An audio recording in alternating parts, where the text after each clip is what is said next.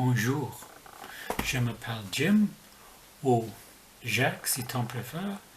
Bienvenue à ma chaîne de Booktube, des livres, de la lecture et des autres choses. T'inquiète pas, don't worry, I won't continue in French. There'll be subtitles, sous-titres. Today I want to present to you the Booktube Paris tag. Last week I gave you the Booktube London tag, and now it's a tale of two cities, the Booktube Paris tag. First prompt: what was the last book you read that was set in Paris or set partially in Paris?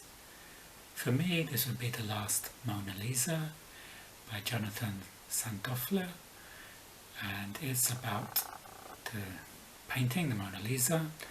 It's a thriller with a Dan Brown vibe, and it's about Luca Perrone, who is the great-grandson of Vincent Perugia, who stole the original Mona Lisa in 1911, and it looks at whether the Mona Lisa in Paris is authentic or whether it's a copy.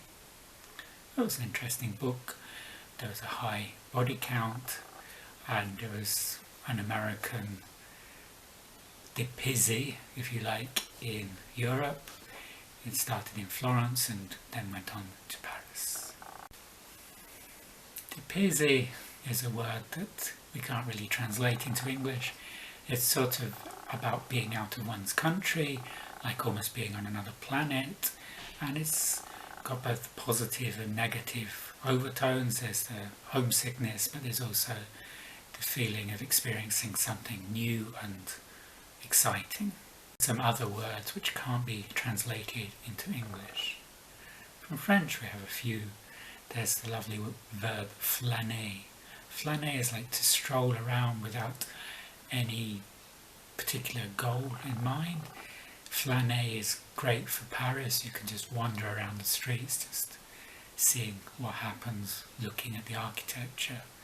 It's a great way to explore Paris, is to flâner. Bon appétit. We don't really have the equivalent of bon appétit in English. We can say good appetite, but it doesn't mean the same thing. If you have a good appetite, you're healthy. Bon appetit is wishing somebody to enjoy their meal. Americans will say enjoy your meal, but again, it's not the same idea as bon appetit. There's a lot of words in French around food. Bon vivant, somebody that enjoys their food, somebody enjoys their wine, and this is a very positive word.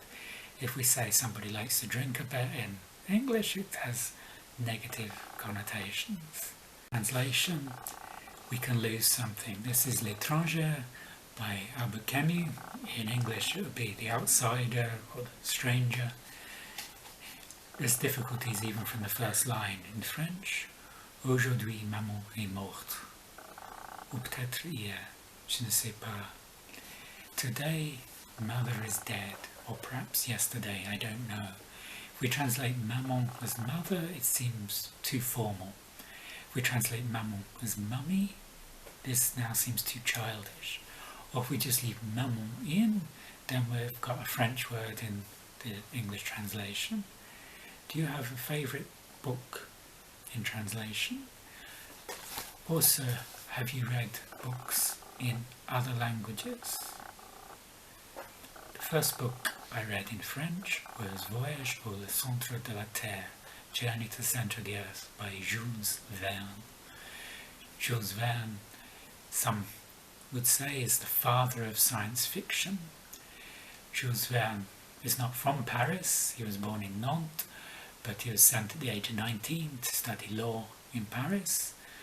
And do you have a favourite book by Jules Verne? I liked Journey to the Centre of the Earth. I also liked Around the World in 80 Days, but I think my favourite book by Jules Verne is 20,000 Leagues Under the Sea. This he wrote in the 1870s or the 1880s about submarines, a long time before they were actually invented. If you haven't read a book set in Paris, or even if you have, But you like movies. Do you have a favourite movie set in Paris? For me, my favourite would be Le Fabuleux Destin d'Amélie, or just in the English title is just Amélie. This came out in about 2001, starring Audrey Tautou as this naive young Parisian woman who has her own sense of justice, and the film itself is like a love poem to Paris. It's an amazing film. There are many other films set in Paris, the Da Vinci Code, Quai des Orfèvres. French cars are a bit different. They have a certain Gallic charm. In America, French cars didn't do very well, although Colombo was seen driving a Peugeot 403 Cabriolet, but then he was a bit of an unusual detective. His was grey, this one is red. Do you have a favourite French car? Mine would be the Citroën SM. This is a car from the 1970s. Citroën and Maserati worked together on this. This was their progeny. It's a beautiful looking car. Of course, as it was French, there were lots of technical difficulties with it, and it came out just after the oil crisis, which wasn't a good time for sports cars in general. This is the Citroën SM. Have you been to Paris, or when was the last time you went to Paris? I last visited Paris in 2012. When I met my Georgian wife, one of the things I promised her was to take her to Paris, because she had studied French in the institute here in Tbilisi, and she'd never been to France. And I was very fortunate to be able to take her to Paris. We spent a week there in April 2012, and it was amazing. It's an amazing city. I used to live in France. I lived in France for 6 years, from 1991 to 1997, and I worked in Paris. I didn't have any glamorous jobs in Paris. I worked in McDonald's as an équipier polyvalent, which is a general crew member, and I worked in Disneyland as an ouvrier paysagiste, which was a general worker landscaping Disneyland. If you like painting, Paris is an art lover's heaven, with galleries like Le Louvre, Musée d'Orsay, l'Orangerie, Picasso Museum, the Beaubourg, there's so many. Do you have a favourite French painter? There are many to choose from.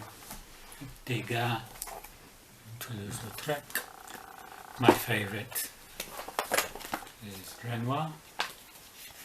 This one, the Moulin de la Galette, you can see in the Musée d'Orsay in Paris. We have a 1000-piece jigsaw of this painting. Do you have a favourite French writer? There's so many to choose from. Balzac, Stendhal, Flaubert, Guy de Maupassant, Jean-Paul Sartre, Marcel Proust. There have been so many. My favourite would be Albert Camus. Particularly like L'Étranger. I've read it in English, I've read it in French. I also enjoyed La Peste, the plague, very appropriate for these COVID times. Yes, who is your favourite French writer? Et enfin, who do I tag? Well, I'll tag Abby Salter, who has a channel about fantasy books mostly, but she speaks French. I'll tag Elizabeth at Bouquin and Books, again because she speaks French, she can read it in French. And I'll tag Roz again, because she scallydandles all over the place. I'm sure she scallydandled to Paris on a few occasions. And you, est-ce qu'on peut tutoyer? I'll tag toi, or vous, I don't know. In English we just have you, but in French there's tu and vous. I tag you if you have any connection to Paris at all. If you like this video, You can like and subscribe below.